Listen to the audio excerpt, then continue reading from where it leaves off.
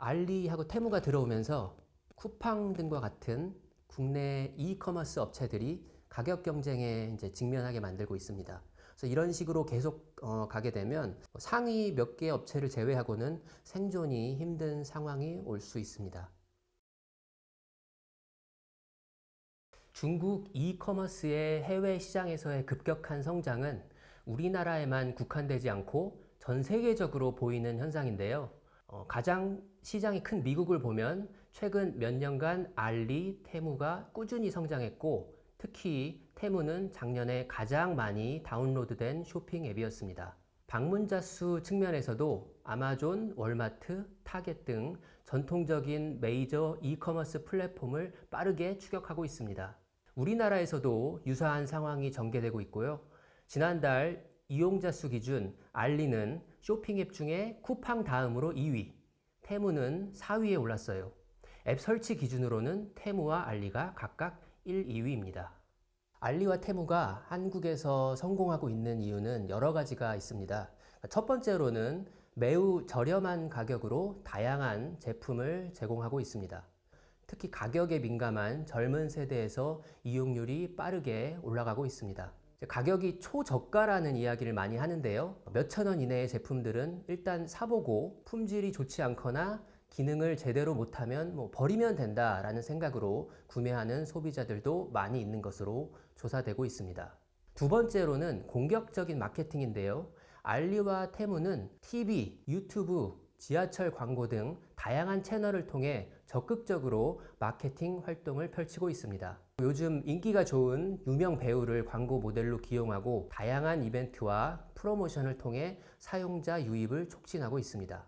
특히 테무는 억만장자처럼 쇼핑하세요 라는 아주 캐치하고 자극적인 슬로건으로 소비자에게 빠르게 브랜드를 각인시키고 본인들이 목표로 하는 이미지로 시장에서 포지셔닝 하는데 성공하고 있습니다.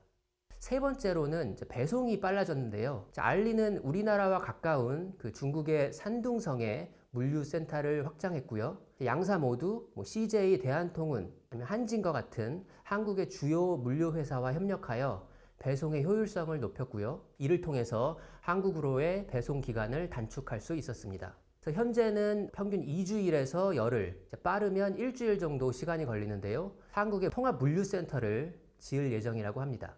이제 그렇게 되면 주요 상품에 대해서는 물류센터에 재고를 가져다 놓을 수 있기 때문에 배송 기간이 국내 업체와 크게 차이가 나지 않게 될 수 있습니다. 기존의 이커머스 업체들은 보통 직매입을 하거나 위탁 판매를 하는데요. 직매입 같은 경우는 이제 상품을 생산자에게 구매해서 판매하기 때문에 판매 가격을 이커머스사가 정하고 이제 물건이 안 팔리는 경우에 손해도 감수를 하겠죠. 위탁 판매는 판매자가 원하는 가격에 상품을 대신 팔아주고 수수료를 받는 형태입니다.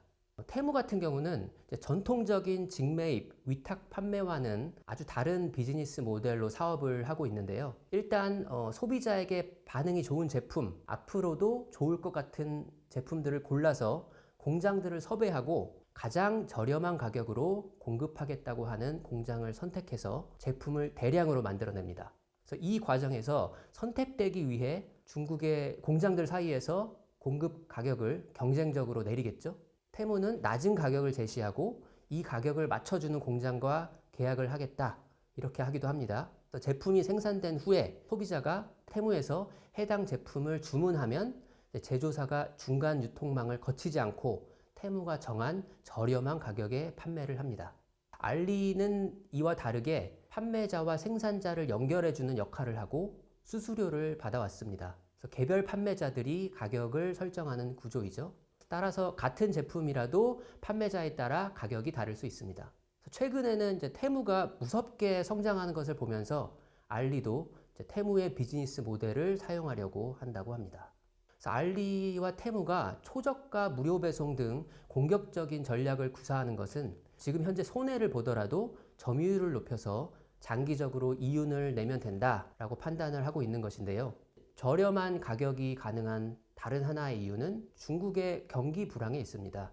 그래서 중국은 현재 산업이 전반적으로 생산 과잉 상태이고 쌓여있는 재고도 상당히 많은 상태입니다. 그래서 내수 경기 부진으로 남아도는 상품이 헐값에 밀려 나오고 있는 실정입니다. 우리나라 이커머스 거래 규모가 현재 세계에서 5손가락 안에 들 정도로 크기 때문에 아주 매력적인 시장이고요. 우리나라 소비자들은 비싼 명품을 사기 위해 지갑을 스스럼 없이 열기도 하지만 일반 제품에 대해서는 가격에 매우 민감한 편입니다. 우리가 구매하기 전에 가격 비교 열심히 하죠. 그래서 알리, 테무의 초저가 전략이 아주 잘 들어맞는 시장입니다. 또 인터넷, 모바일 사용률이 높아 온라인 쇼핑이 매우 활성화되어 있고 마케팅에 대한 반응이 매우 빠른 편입니다. 마지막으로는 지리적으로 중국과 가깝기 때문에 미국처럼 먼 나라에 비해서 배송 기간에 대한 약점이 덜 드러나는 시장입니다. 알리하고 테무가 들어오면서 쿠팡 등과 같은 국내 이커머스 업체들이 가격 경쟁에 이제 직면하게 만들고 있습니다.